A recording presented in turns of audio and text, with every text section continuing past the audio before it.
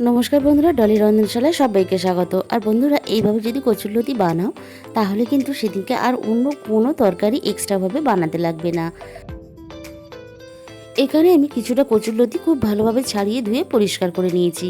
এবারে এই কচুরলতির মধ্যে আমি দিয়ে দিলাম স্বাদ মতো লবণ, আর আমি এখানে দিয়ে দেব 1 চামচ পরিমাণ হলুদ গুঁড়ো, আর আমি দিয়ে দিলাম এখানে ঝাল লঙ্কার গুঁড়ো 1 চামচ পরিমাণ, আর রঙের জন্য একটু 1/2 চামচের মতন কাশ্মীরি লঙ্কার গুঁড়ো এখানে দিয়ে দিলাম।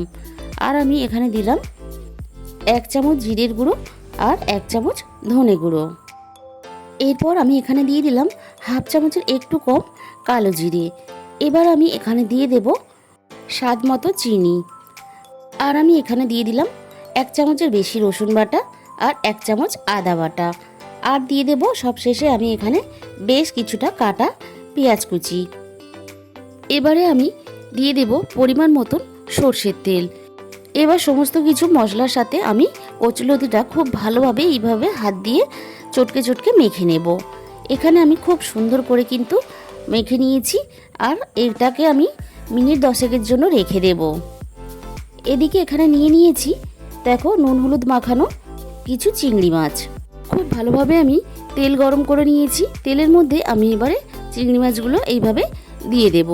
চিংড়ি মাছটা হালকা এইভাবে 2 থেকে 3 মিনিট ভেজে নেব। আমার এখানে চিংড়ি মাছটা খুব সুন্দরভাবে কিন্তু হালকাভাবে ভাজা হয়ে গেছে। এবারে এই চিংড়ির মধ্যে দেখো কচুরলতিটা ঢেলে দিলাম, আর কতটা পরিমাণ মেখে রাখার জন্য জল বেরিয়েছে সেটা তোমাদের দেখিয়ে দিলাম।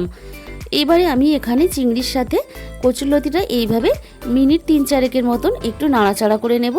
আর দেখো আমি এখানে কিন্তু আর কোনো জল ব্যবহার করব না। এই যে জলটা বেরিয়েছে সেই জল দিয়েই কিন্তু আমি কচুরলতিটা রান্না করে নেব। আমি অল্প মশলা ধোয়া জলটা এখানে দিয়ে দিলাম। এরপর আমি এখানে ঢাকা দিয়ে দেব মিনিট 15-20 জন্য।